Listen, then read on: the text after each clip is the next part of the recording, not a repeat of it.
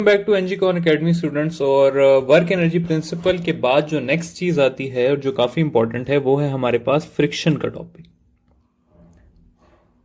तो देख लेते हैं जरा फ्रिक्शन को। फ्रिक्शन स्टूडेंट्स एक ऐसा टॉपिक है जो कि डायरेक्टली हमारे कोर्स में मेंशन कहीं पे भी नहीं है। कहीं पे आप नहीं देखेंगे कि फ्रिक्शन का जिक्र आया हो, लेकिन यह हमारी ऑब्जर्वेशन है कि फ्रिक्शन का टॉपिक काफी बार आता है।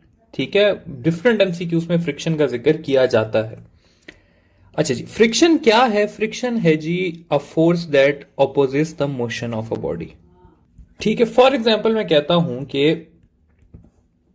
एक गाड़ी है, वो आगे जाने की कोशिश कर रही है, तो फ्रिक्शन फोर्स उसके आगे जाने वाले मोशन को स्टॉप करेगी। एक बॉल है, उसे मैं ड्रॉप करता हूं, ठीक है, तो हवा की एयर रेजिस्टेंस इस केस में उसके मोशन को स्टॉप करेगी और हम कहेंगे कि ये एक फ्रिक्शनल फोर्स है। एक इंक्लाइंड प्लेन है मेरे पास, ठीक है, और मैं इस पे से बॉल को ड्रॉप करता हूं, तो बॉल जब ड्रॉप हो रही होगी तो अगेन इस पे एक फ्रिक्शनल फोर्स एक्ट कर रही होगी। ठीक है, तो सिंपली एक फोर्स जो कि किसी भी मोशन को स्टॉप करने की नियत रखती है उसको हम कहते हैं कि ये फ्रिक्शनल फोर्स है। फ्रिक्शनल फोर्स हमारे पास दो किस्म की होती है मेजरली, जो आपको पता होनी चाहिए। उसमें सबसे पहली चीज है स्टैटिक फ्रिक्शन। ठीक है, स्टैटिक फ्रिक्शन क्या चीज है ये देखते हैं। देखिए, हम कंसिडर इस तरह करते हैं स्टूडेंट्स कि एक फ्लैट सरफेस है, उसके ऊपर हमारे पास एक बॉल पड़ी हुई है। मैं फ्लैट सरफेस को हल्का सा इस तरह कर लूंगा, बल्कि बॉल की जगह कंसिडर कर लेते हैं कि एक हमारे पास क्यूब पड़ा हुआ है, क्योंकि बॉल पे थोड़ी सी कंडीशंस लग जाएंगी। अगर मैं सरफेस को ऐसे कर लूं तब भी ये क्यूब इस पे पड़ा रहेगा और गिरेगा नहीं। लेकिन अगर मैं इस सरफेस को और ज्यादा इंक्लाइन कर लूं तो ये क्यूब नीचे फॉल करने लग जाएगा।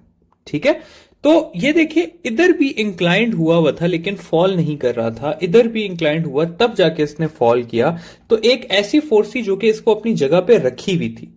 ठीक है, और एक खास इंक्लिनेशन के बाद वो खत्म हुई, तो इस चीज को हम कहते हैं स्टैटिक फ्रिक्शन। यानी कि जो फ्रिक्शन एक बॉडी को अपनी जगह से हिलने से रोके वो कहलाती है स्टैटिक फ्रिक्शन। दूसरी होती है हमारे पास काइनेटिक फ्रिक्शन। ठीक है, काइनेटिक फ्रिक्शन यही गाड़ी वाला केस है कि एक गाड़ी जो है वो आगे की तरफ जा रही है, तो उसके ऊपर जो रोड फ्रिक्शन एक्सर्ट कर रही होगी वो कहलाएगी काइनेटिक फ्रिक्शन। ठीक है, काइनेटिक फ्रिक्शन की हमारे पास जो इक्वेशन आती है काइनेटिक फ्रिक्शनल फोर्स की, वो आती है म्यू के एन। ठीक है, इसमें ये जो एफ है ये है मेरे पास फ्रिक्शनल फोर्स। ये जो म्यू के है हमारे पास, ये है मेरे पास कोएफिशिएंट ऑफ फ्रिक्शन, जो कि एक कांस्टेंट है। और ये जो एन है ये है मेरे पास नॉर्मल फोर्स। और याद रखिएगा स्टूडेंट्स के नॉर्मल फोर्स और वेट जो है वो दोनों इक्वल होते हैं। तो अगर कहीं आपको नॉर्मल फोर्स ना दी हो और आपको वेट दिया हो तो आपको नॉर्मल फोर्स ऑटोमेटिकली पता होनी चाहिए। ठीक है, तो ये है मेरे पास काइनेटिक फ्रिक्शन की इक्वेशन। ठीक है, कि काइनेटिक फ्रिक्शनल फोर्स किसके इक्वल होती है। अब फ्रिक्शन को जनरल डिस्कस करने के बाद हम जरा देख लेते हैं वर्क डन बाय फ्रिक्शन। ठीक है, तो अपना नेक्स्ट टॉपिक डिस्कस करते हैं जो कि है वर्क डन बाय फ्रिक्शन। अच्छा देखिए स्टूडेंट्स, हमें पता है कि वर्क की इक्वेशन होती है मेरे पास फोर्स इनटू डिस्प्लेसमेंट। ठीक है, तो इस केस में ये जो फोर्स होगी ये क्या हो जाएगी? फ्रिक्शनल फोर्स हो जाएगी। और क्योंकि फ्रिक्शनल फोर्स को हमने स्मॉल एफ से लिखा है तो मैं इसको लिख सकता हूं एफ इंटू डी। और यहां पर ये जो एफ है ये इक्वल है म्यू के एन के, जैसा कि अभी हम ऑलरेडी पढ़ चुके हैं। ठीक है, अब इसमें जो याद रखने की बातें हैं जो एमसीक्यूज के हिसाब से बहुत इंपॉर्टेंट हैं, उसमें सबसे पहली बात यह है कि फ्रिक्शनल जो वर्क होता है इज ऑलवेज नेगेटिव।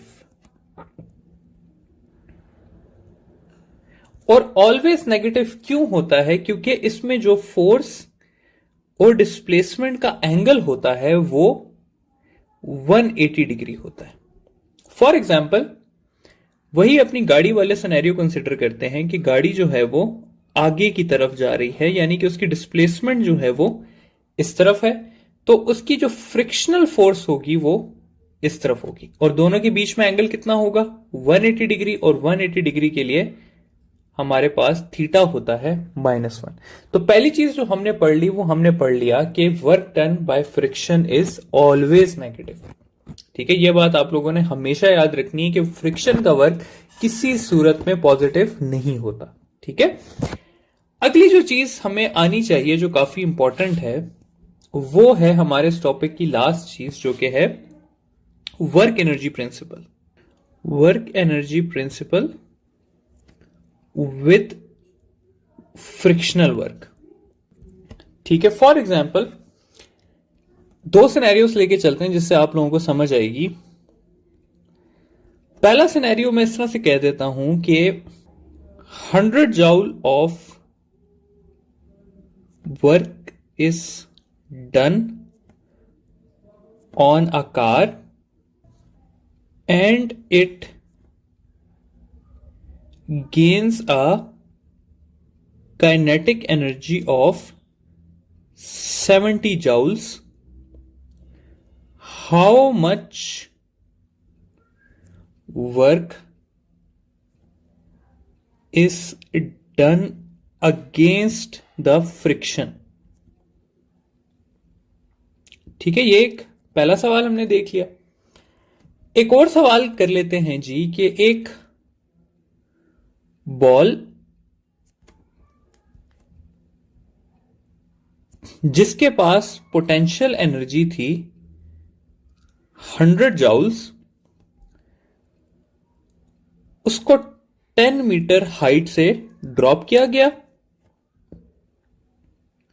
और 1 न्यूटन इसके ऊपर फ्रिक्शन या एयर रेजिस्टेंस एक्ट कर रही है, तो बॉटम पे इसकी काइनेटिक एनर्जी कितनी होगी? ठीक है, ये दो सवाल है हमारे पास।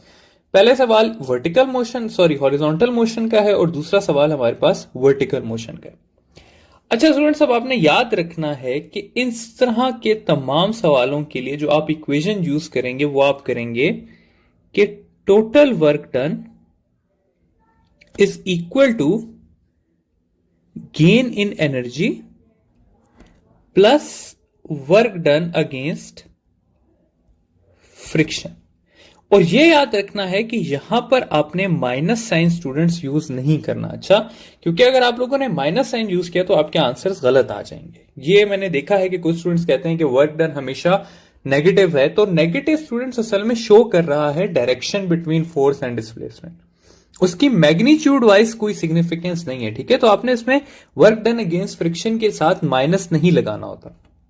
अच्छा, अब अगर हम इन दो क्वेश्चंस को देखें इस इक्वेशन के हिसाब से तो कुछ इस तरह से बन जाएगा कि पहले सवाल में हम लिखेंगे total work done is equal to gain in kinetic energy, क्योंकि इसमें काइनेटिक एनर्जी का जिक्र हुआ है यहां पे, plus work done against friction.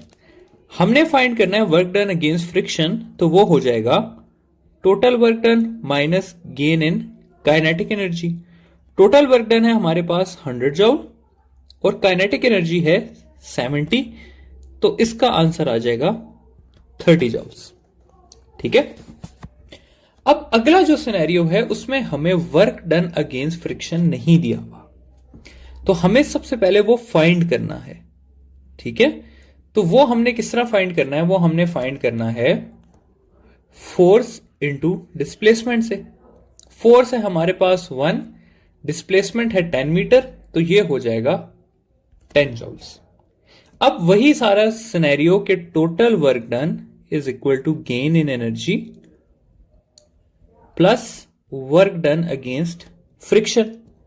यहां पे टोटल जो वर्क डन है वो इक्वल टू पोटेंशियल एनर्जी है, तो ये हो जाएगा potential energy is equal to gain in kinetic energy plus work done against friction. हमने फाइंड करना है स्टूडेंट्स यहां पे काइनेटिक एनर्जी, तो वो हो जाएगी potential energy minus work done against friction, तो पोटेंशियल एनर्जी है 100, फ्रिक्शन के अगेंस्ट वर्क डन है 10, तो इसका आंसर आ जाएगा मेरे पास 90 जॉल्स। कि नीचे आके बॉल की काइनेटिक एनर्जी कितनी होगी, 90 जॉल्स होगी। तो आई होप कि ये चीज आपको समझ आ गई होगी कि किस तरह से हमने ये सब करना होता है।